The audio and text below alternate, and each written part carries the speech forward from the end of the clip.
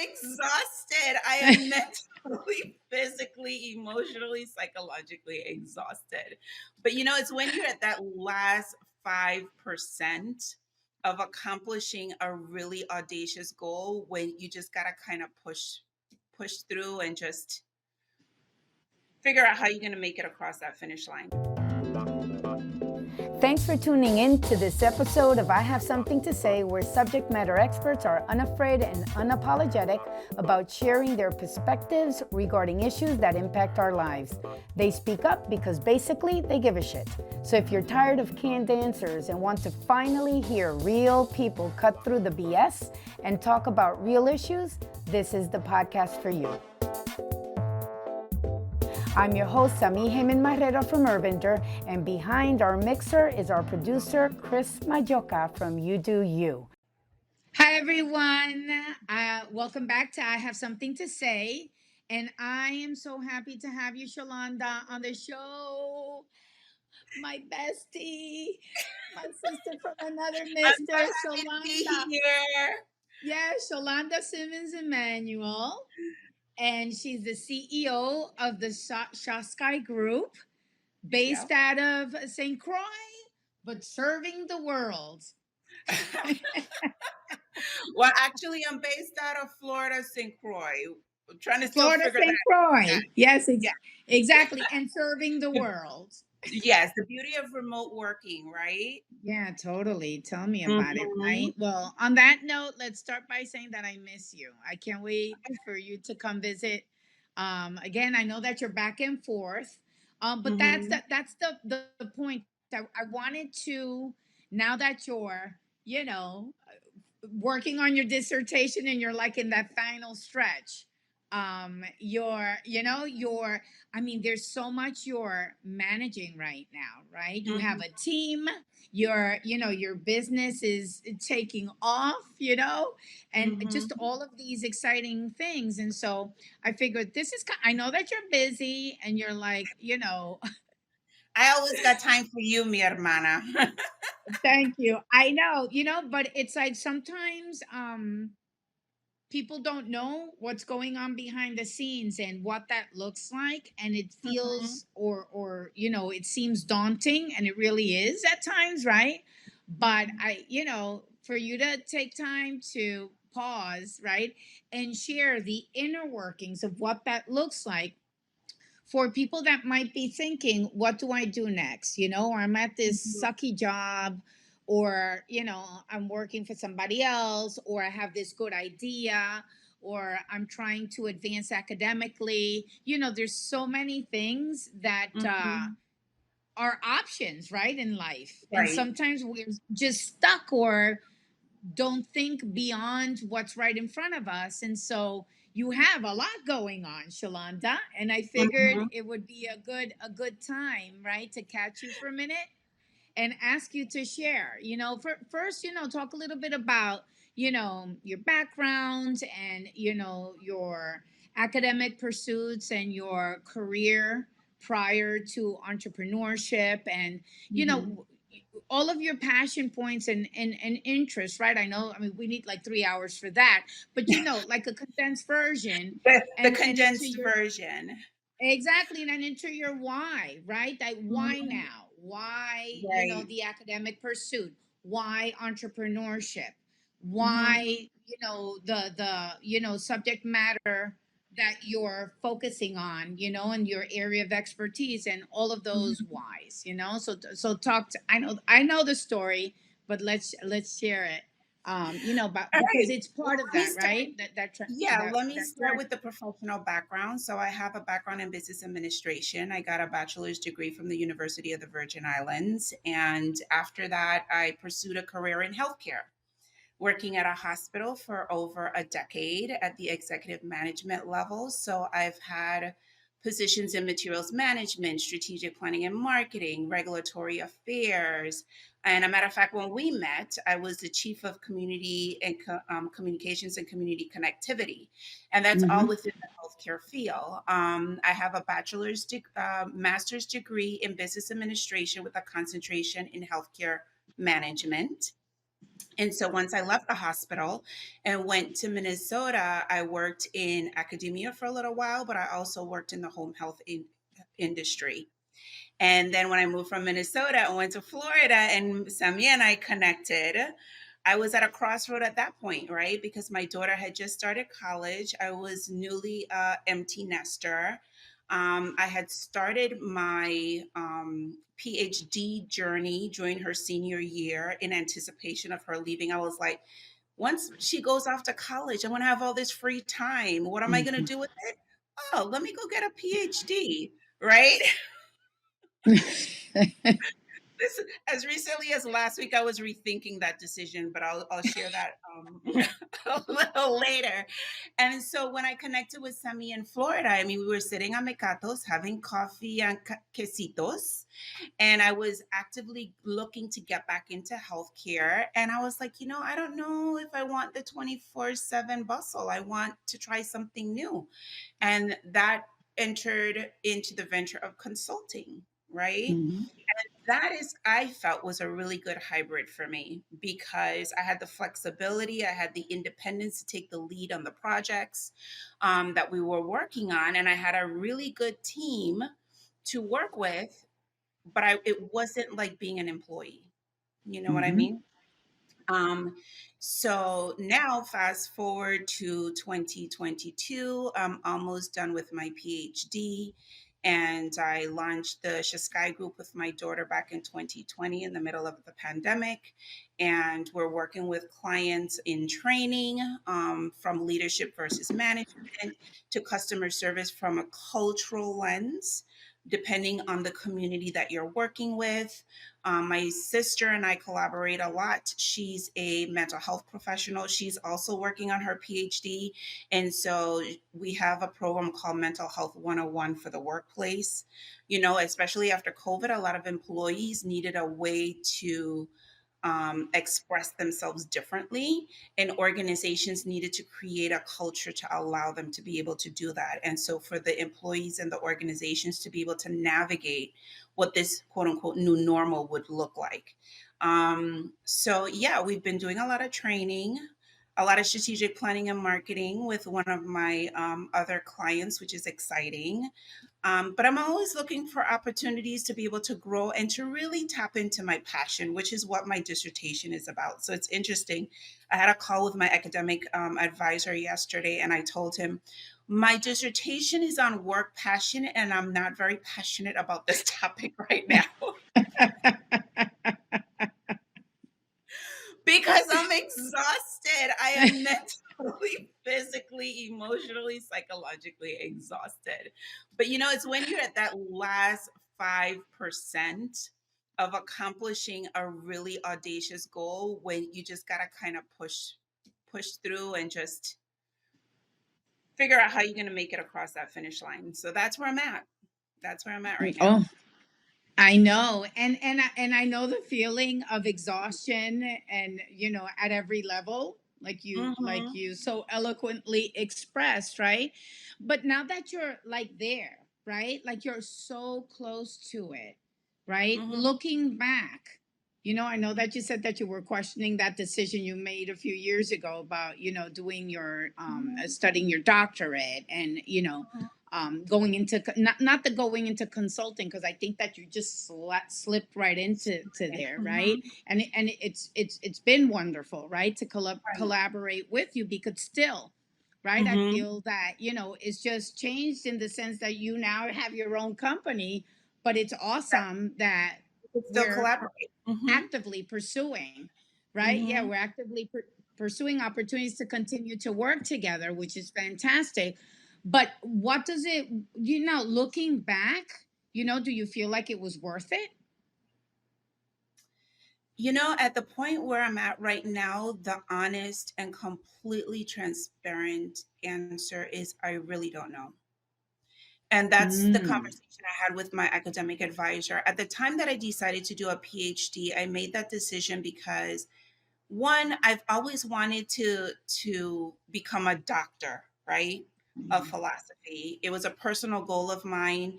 I was at a point in my life where I didn't know what I was going to really do after my daughter left. I had been a person in a career, I've been a mother, and now the role of mother was changing, right? The Mhm. demands of being present for her all the time were no longer there.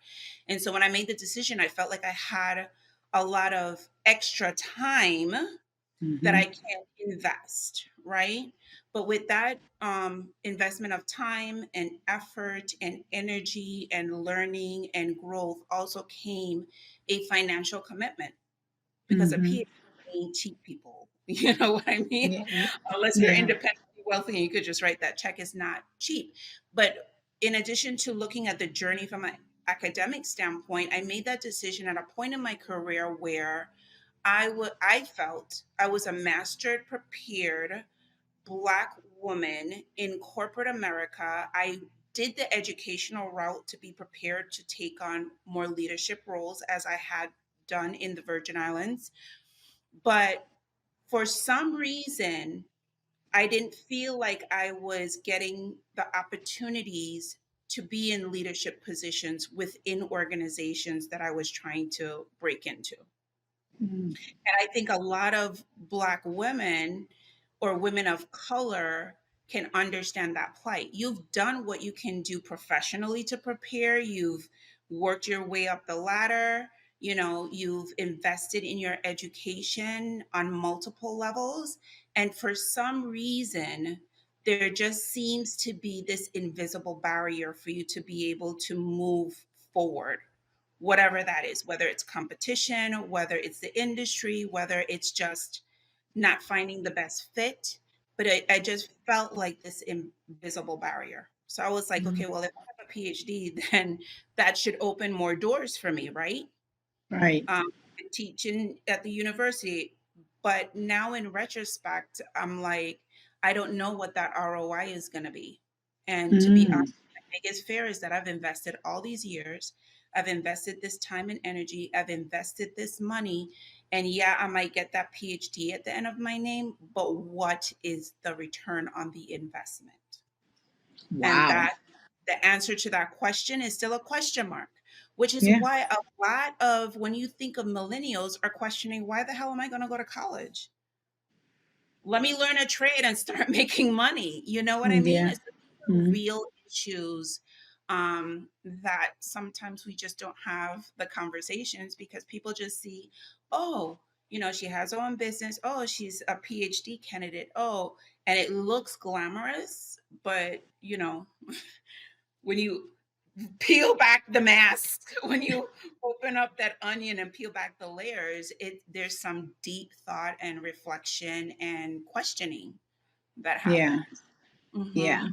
And I got to tell you, and we had this conversation off record, right? Hmm. I think it was last year because I looked into it too, because I've been inspired by you, by Luna, I mean, there's so many amazing women, particularly, in our circles that too, Yeah. right?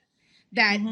have pursued the PhD, and I'm like, damn, that sounds, because you become, inspired again, right? And so then Right. I'm like, maybe I should also do that, right?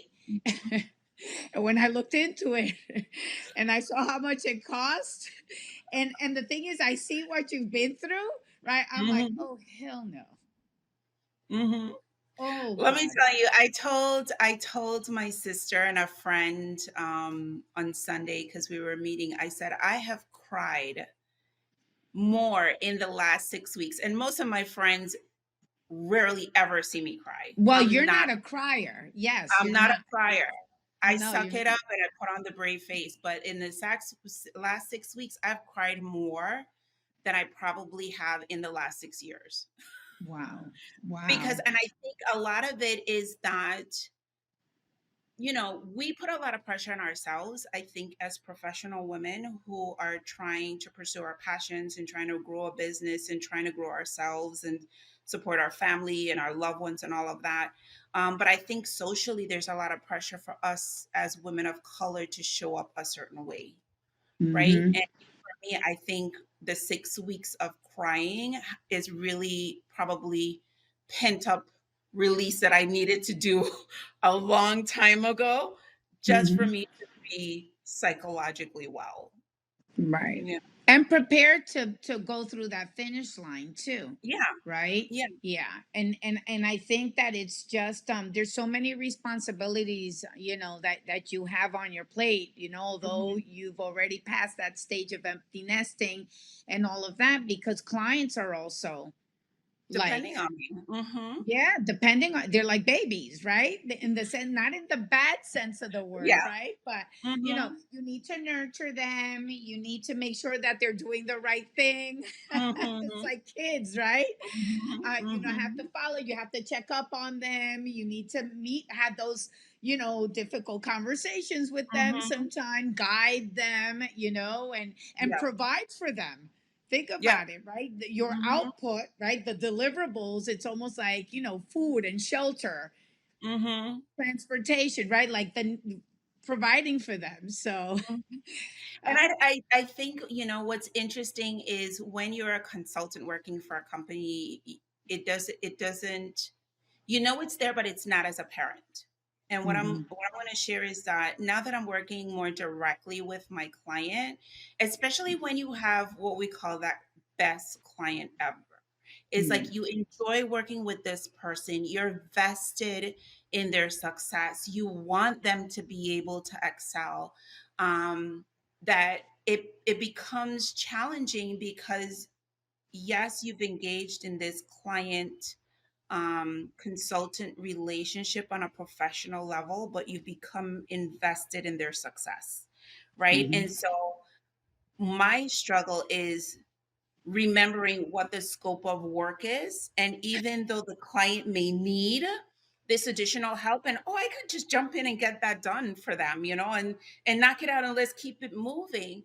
That has been my learning experience, is that as a business owner, I need to stay within the scope of work, right? I need to make sure, and I keep telling my clients this, I said, I have a specific scope of practice that you have hired me to fulfill. The other mhm. things you're asking me for, I can help you with, or I can't help you with. If I can't, I'll help you find somebody to help you in that area. If I can, then we need to do a change order Yeah. because that means I'm expending resources beyond what the scope of work is has been allotted for, right? And Yeah. when you have other team members that you're bringing into projects to support you, or other team members that you're having to pay for their services Mhm. as well, then that becomes a really tricky, situation where you're vested, but you still have to also protect your company and your team, and the Yeah, and deal. your resources and your and your margins and all of that, right? Mhm. Because you're trying to also scale and grow and Yeah. all of these things. Yes, I know, Yeah. and I know because we've all been there, Mhm. right? Especially if Mhm. you're a small business, Yeah. you're like, oh, I could do it. Yeah. Oh, I know how to do that. Or I can help you, and then it's like, oh, wait a second. Wait, what? I just spent another 10 hours, right? And that I can't bill because Mhm. we Yeah. never agreed on that, right? So Yes. yeah, I told her, Yes. and the challenge too, would you agree also that when you have that best client ever and then you onboard another client and you can't help but compare. How Yes. I know so exactly. how's that experience, right? It's different, right? Now you understand, right? Listen, I think I've been lucky because you know me, Sami. Yeah. I Yeah. am usually the observer. I'm very reserved in the very beginning, and the more I get to understand what it is, the more I open up. The more we Hmm. build trust, the more I open up. And so, knock on wood, I've been blessed that the clients that I've brought on thus far are we have the value alignment, you Yeah, know? good. Good. Um, and one of the things I learned from you is we're going to date. I am not going to the altar with you on day one, my friend. We're going to court. We're gonna date for a little bit. We'll engage in a really small, manageable contract. Let's feel each other out. And it happened with one client where we went in and we did training. We fell in love. It was wonderful. The dating was awesome. And it came time for the proposal. And we were getting ready to sign on the dotted line. And I told the client, I said, listen, we're now going into the implementation phase of the action items that we developed through the training. But this is what you and your team are going to need to be able to commit to in order for this second phase to be successful. And so, me, Sammy, after every Yeah. meeting, I'm sending the recap. I'm sending the reminders. Listen, I need to get this information. What about this? What about this? And the third time, I was like, are you guys really ready? If you're not really ready, let's not sign this contract. So we were literally at the altar ready to exchange vows. And I was like, my commitment phobic kicked in, and I was like, are you sure? You want to do this because girlfriend will hold you accountable. And, I told the client, I said, you know what? Take the next couple of days to think about it because I Yeah. need you to be ready. And if you're not ready, it's okay. You're It's right. okay. You know, we need you to be ready for this. And so Yes. we decided we'll just touch base in the next couple of months. And I'm fine with that. I'd rather do that at that Yeah. point in time. I had this Yeah. mentor. Um, I adore him, Dr. Eric Alamba. As a matter of fact, he's one of the reasons I decided to study organizational development and industrial organizational psychology. I met him, oh my God, it must be over 20 years ago now. We keep in touch through Wow. LinkedIn or whatever. But he would always say, tackle the problem when it's a molehill. Do not wait until it becomes a mountain. Tackle it early because it's more manageable. And Yeah. I think what happens a lot with clients, and I'm going through this situation right now, is that sometimes the resource constraints are so tight, Yeah. right? That all they can think of is how am I going to just get the resources to put my next foot in front the next? Yeah. But in doing that, is that one or two or three next steps you're making moving you closer to your long-term goal, Mm-hmm. or are you trying to detour in a way that is increasing the potential risk Mm-hmm. to your business? Right. So what I've find myself doing is having the conversation is, okay, I understand there's the resource constraints and I understand it's scary as hell, right? Like we had a very frank conversation. Where the hell is this money gonna come from Right. that we need to take these next couple of steps, right? Especially with small businesses, Yeah. we have limited resources. So I'm having this conversation with the client and I'm like, okay, if we retreat or we stay where we are or we decide to make these steps, what in the long term, even though right now it's hurting and it's scary, is going to get us where we need to be? Right.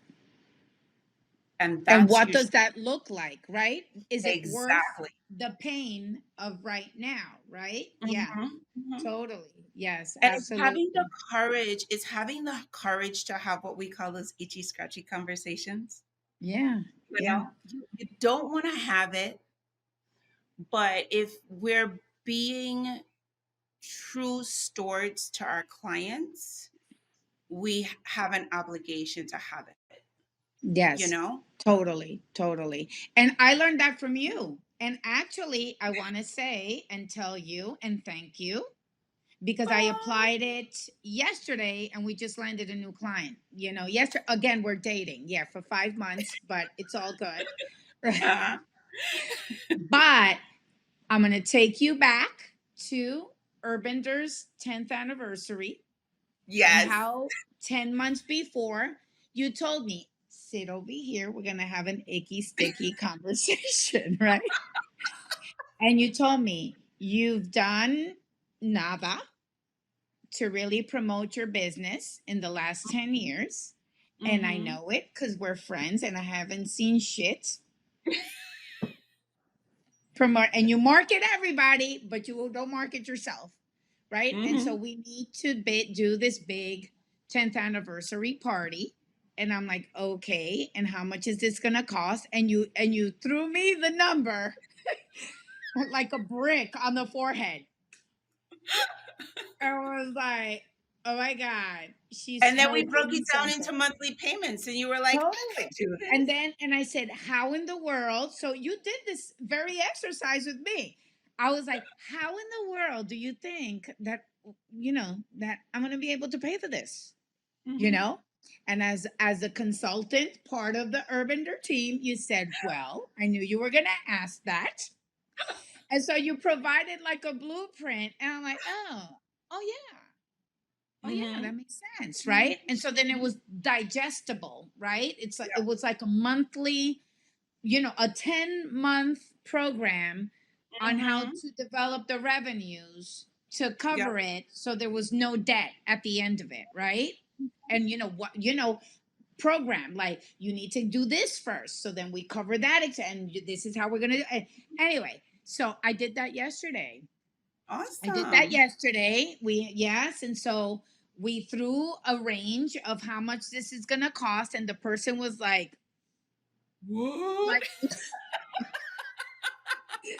the person was like, what? And they were probably thinking this woman is smoking something, right? And so I said, okay, but you know, we're going to do it as a monthly retainer, and this is what phase one, phase two, Mhm. and there's a sense of urgency, so we're going to get with it now, so it's going to be front loaded, right, with work, and then we'll probably be easy cruising like in 3-4 weeks, but we need to jump on this, so we're going to put out, deliver a lot at the Mhm. front end because you're already a little behind, like you said, Right. right? Like you Mhm. need to, the need is there, but this is Mhm. the outcome we should expect, right? And then when the person saw that breakdown and then the deliverables by stage, then it was like, oh, that seems more manageable. So it's not all in Mhm. one. And I'm like, no, it's not all in one shot, right? Right. It's but also with scaffolding, right? With the blueprint, right? That it's like, these are the stepping stones to reach the end goal, and it's a finite thing too, so it has a beginning and an end, right? Because we're dating, and all of these stuff. So it's funny how in these spaces we've also been able to learn from each other and how valuable Mhm. that is, right? Well, yes. And that we see each other's experiences or have the opportunity to sit with each other, and see, like, I've seen your greatness, right? When you're when because we've been to, so I can't even count the amount of meetings we've been on together, right? And so then I'm like, holy crap, I just learned so much, right, Mhm. from this meeting, Mhm. just by watching you and talk and seeing how you And same navigate. here. Yeah, and And we and so complement each other so well because you're yeah. such the talker, right? You're the salesperson. You like get into your pitch, and I look at you because I'm usually the one who's very reserved, and I'm like, look at her go. She's just like in her element, and yeah. So But I when you think. have the opportunity to weave all of these things that we've leaned in on each other, right? Mhm. All of a Mhm. sudden it becomes a skill that Yep. you just don't realize you had. And so I Yep. was thinking of you yesterday. I knew we were going to record today. I'm like, I have to tell her what happened because That's because I awesome. I pulled a Xaulanda yesterday, right? And I was like, yeah, it was awesome. So I've been able to Mhm. weave in, right, that blueprint Right. that you applied to Mhm. me, to somebody else. And then, Mhm. so just know, right, that and I know you know this, right? That it doesn't go unnoticed, right? Mhm. When I admire you, I And do your too. bravery of doing this PhD, I really admire it. But also being so close to it, because we're like sisters, right? And being all the minutia. I looked into it, but I'm like, you know what? I'm not. I don't think this is for me. Yeah. I just don't think it's for me, right? And that's okay, right? I'll just surround Yeah. myself with PhDs. Listen, that I think that is one of the things that I love about our group of entrepreneurs, where we can see where the other has strengths and we complement each other very well. We don't need to be on the same path. We Hmm. don't need to be in the same lane. We might all be on the same highway, right? On our respective lanes, and we might cross in overpasses and we might come to the same pit stop. But there's no reason for us to compare each other's journey, because everybody's journey is unique. It's distinct. It's their journey. But when we come together, I think is when we create magic, because we complement each other so well. So, Yeah, this is great. Well, you know that I'm rooting for you. and You I'm have like rooting a for you. number one cheerleader. I know you're going to finish. I know it feels like you're on your 40th week of pregnancy, right? With this dissertation. And the I'm doctor's like, can saying I deliver no. this baby already? Yeah, the doctor says no, we can't induce. You have to wait another 2 weeks, don't you hate that? So Mhm. but it's okay, right? It's an experience you've been through before, of course, right? not Yeah. not this particularly, but that sense of, oh my god, it's almost there, oh my god, this is painful, Yes. right? Oh my Yes. god, I can't wait till this shit is over, right? But you're Yes. almost there, and we're cheering you Oh, on, and I thank can't you. Thank wait for that you. just to be done with and over. And Listen, also, yeah. I feel like my life is gonna open up when I'm done, because I have put so many things on hold, and even when I think back, I'm like, are you crazy? You trying to start a business in the middle of a pandemic, in the middle of doing a PhD, and it's like living la vida loca. Like, I'm like, crazy. What are you doing? I'm just like, I'm gonna lose my freaking mind. But let me tell you something. I think the latest stat is only 2% of the US population has a PhD. Mm, yeah, exactly. When you Yes. earn that bad boy, now I understand when people say, oh, Mr. So and so and Mrs. So and so, and they turn around and they're like, no, it is Dr. So and It- so, because they work hard for that thing. Like that little title, that little couple of letters behind your name, you better respect. yeah. But I'll always be Shalonda. That's my thing. I'm like, this is just for me, like a check off of my personal goals, and hopefully, and I think deep down, even though it's in a point of deep contemplation and self Mm, doubt and wondering whether or not this has been worth it and what is the ROI. I tend to overthink things like that. And mhm. when I'm in that space, I think even deep down while I'm going through all those layers of emotions, Yeah. I know that it's preparing me for something in the future that I cannot yet see. Yeah. So I trust that the universe is preparing me for a bigger stage, for a bigger opportunity, for a bigger way to be able to serve my community. And so, yeah, this is just temporary. Yeah, totally. I totally agree. I totally agree. I mean, it's a thing you had to do, Mm-hmm. and it's gonna be great. I know that Yep. now you're like, well, I can't answer that question. Let's give it another. I'll wait till January 2023, and I'll ask you. It should be way over by then, right? Because you're almost there. You're gonna finish. You're Listen, like, I spoke to my academic coach. He's like, Shalonda, you only have 5% left. And I'm like, that freaking yes. 5% is going to be the death of me. Like, No. I'm about to lose my shit for that 5%.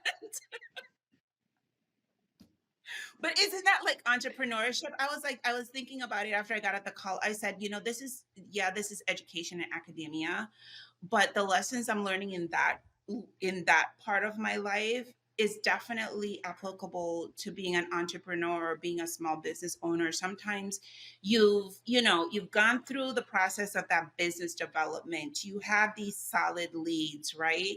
You convert these leads to clients and you're working on the project. And sometimes projects that are short term, it's that last 5% where Mhm. it seems like all of a sudden the client is being difficult and things can't move forward. And, it's like the universe almost is like when you got into 95%, it's like, are you sure you want this? Are you sure?